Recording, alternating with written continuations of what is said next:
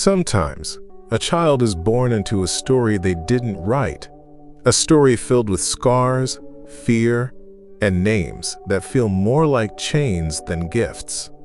In this video, you'll hear the journey of a boy who was judged not for what he did, but for what his father left behind.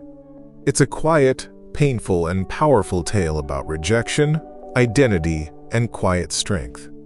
Please make sure to subscribe to Mystic English, where every story teaches more than just language. And stay till the very end, or you might miss the moment where everything silently changes. The air in the small town felt heavy, filled with old, sad stories. These stories stuck to the old stone walls and went deep into the ground. Most of all, they covered one young boy's life like a dark blanket. He walked under this blanket, which was always there. A cold and scary feeling. His father's shadow. His father's name alone was like a storm. It brought back memories of broken glass and loud shouts. It brought back fear on people's faces in dim lights. His father was a man with rough hands, his heart filled with anger from too much drink. He hurt many people, both physically and emotionally. The townspeople had scars, some seen, some unseen, reminders of his father's uncontrolled anger. Even though his father was no longer there to hurt them, his bad past, like a poisonous gift, stayed with his son. From a very young age, the boy knew he was different. Not in a good way, but in a way that marked him, setting him apart. It made him someone to watch carefully. Children, pure and innocent, would quickly move away when he came near. Their mothers would whisper fast before pulling their children back. He saw it in their wide, scared eyes and how their small hands held onto their parents' clothes. "He's just like his father." These words were never said directly to him, but they were always there, a quiet sound in his life. They were a silent blame that showed in every look away, every quick step. He was a quiet boy, with gentle movements. He often looked at the far-off sky, as if searching for a place where the air was lighter, a place where the past had no power. His hands, unlike his father's, were skilled and careful. He took care of the small, dying flowers by their house and mended the torn pages of his mother's old prayer book. He spoke little, for what was there to say when every word felt like it was seen through eyes of doubt? His kindness was like a hidden river flowing under a surface of guilt that was put on him. The schoolhouse, a place for learning for others, became a place of being kept out for him. The teacher, a strict man with glasses, would politely but firmly say no. "We have no more room," he would say, his eyes quickly looking at the boy's sad face, then away, as if fearing contagion. It was not the words that hurt, but the hidden truth. We cannot take a chance. A bad tree does not grow good fruit. He would walk home, the bag on his back feeling heavier than usual. The sunlight on the dusty road seemed to make fun of his unseen burden. He would find comfort in the quiet parts of their small yard, drawing shapes in the dirt. He wondered if the ground itself could take away the bad mark of a name. As he grew older, the rejections became stronger and felt more personal. He looked for work, his young body ready, and his spirit willing. At the baker's shop, the smell of warm bread was a cruel hope, promising a life of simple work. But the baker, a man whose arm still had a faint rough scar, would shake his head. "No work for you here, young man. My ovens are full." The words were polite, but the message was clear. We remember. We do not forget. He tried the blacksmith, the carpenter, the farmer nearby. It was always the same, a polite refusal, A quick look at his hands, then a slight tightening of lips. He saw the fear, the doubt, the old prejudice. With each refusal, a small piece of his hope broke off, falling into the deep hole of his loneliness. He would walk the town streets, looking down, very aware of the whispers that followed him like a constant shadow. There he goes, the son of the rough man. Just like his father, I tell you. The words were a constant, dull pain, a reminder that he was always being judged. He was found guilty because of his family, not because of what he did. He wanted to shout, to scream, "I am not him, I am not him," but the words would get stuck in his throat.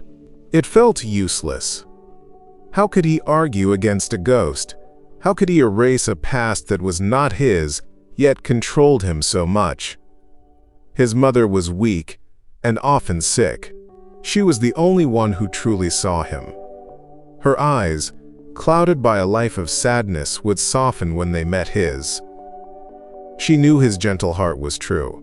He took care of her with great love. He would get water from the well, his young muscles working hard. He would chop wood for the fire, his hands rough from the work. He would sit by her bed through the long nights, putting a cool cloth on her head. He listened to her soft breaths, his own heart aching with a love that felt both deep and terribly lonely. These were the times he felt most real, most himself, away from the judging eyes of the town. Yet even these acts, done with quiet grace, were not noticed by the world outside their house. They were just expected, another duty for the son of that man. There were many days when the weight was too much. He would sit by the river, watching the water flow without end. He wondered if he too could just disappear, become part of the river, carried away to a place where no one knew his name, no one knew his father's name. He questioned why he was even alive. Was he born with a flaw? Was the darkness of his family so strong that it went into his very soul no matter what he wanted to do? He would clench his hands, his nails digging into his palms, trying to feel something, anything, other than the empty pain of being unseen, unheard, not valued. He tried to show he was different in small, quiet ways. When the old widow down the street struggled with a heavy basket, he would appear as if from nowhere, silently lifting it for her and carrying it to her door. She would say a hesitant, "Thank you," her eyes wide with a mix of thanks and a little fear. When a storm broke a branch from the old oak tree in the town square, he was the first to arrive with his axe. He worked tirelessly, clearing the path while others watched from a safe distance, their faces showing nothing. He did not want praise or to be noticed. He simply acted, driven by a natural goodness that would not die. But the whispers stayed, the doubt remained, a stubborn stain on his character. One cold winter evening, as the snow fell thick and fast, he sat by a dying fire. The cold went deep into his bones, like the cold in his heart. His mother was sleeping restlessly, her breath shallow. He had spent the day trying to sell the few things he had made, but he met only the usual turned-away eyes and closed doors. Despair, a cold, sharp knife, cut through his strong spirit. He closed his eyes, tears finally coming out, making warm paths down his frozen cheeks. What is the point, he thought? Will I ever be free? Will I ever be seen for who I am, not for who he was? In that moment of deep sadness, something changed inside him. It was not a sudden burst of anger or a wish for revenge. It was something much quieter, much deeper. A new understanding, like a seed pushing through frozen ground.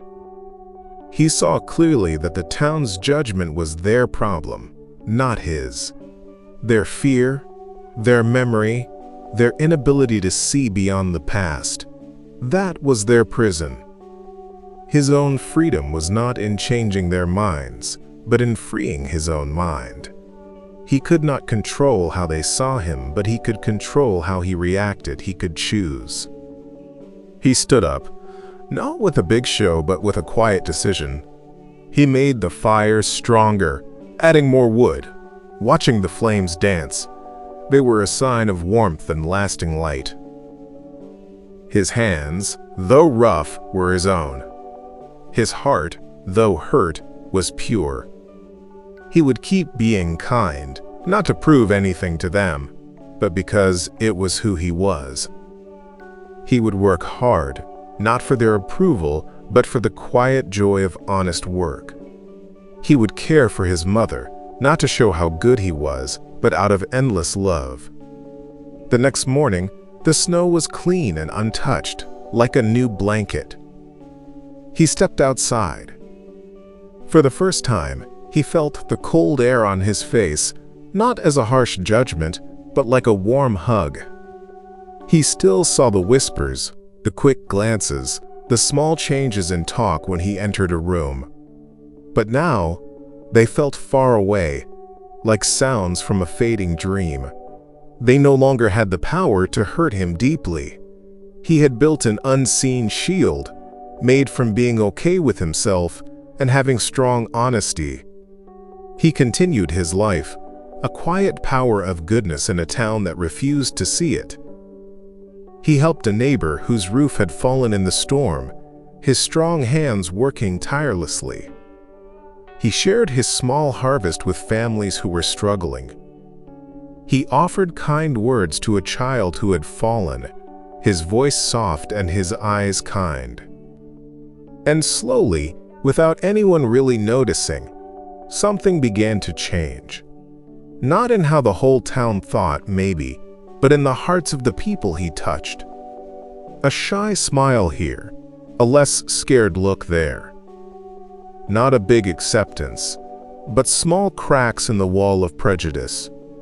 He never asked for their forgiveness, for he had done nothing wrong. He never demanded they understand, for he knew it was a gift they might never be able to give. His strength came not from their approval, but from the quiet certainty of who he was. He had learned that true freedom was inside him. It was growing with strength, watered with kindness, and lit by the steady light of knowing his own worth. His father's shadow still existed, a dark mark on the town's memory, but it no longer fell on him. He had stepped out from under it, not by fighting it, but by simply living his own truth. Like an unseen flower pushing through hard ground, reaching for the sun. And in that quiet victory, he found a peace that no whisper, no judgment, no past could ever take away. He never shouted, never begged for love, never asked to be seen, but in his silence, he showed the world who he truly was. A boy no longer trapped in his father's shadow. Some people inherit wealth, others inherit wounds. But this boy, he inherited pain and turned it into quiet power. So if you've ever felt unseen, misjudged, or blamed for something that was never your fault, remember his story. You are not where you come from. You are what you choose to become. Subscribe to Mystic English to hear more stories like this. Stories that teach you English through emotion, reflection, and the language of life. We'll meet again in the next video. Until then, take care of your dreams, your heart, and your words.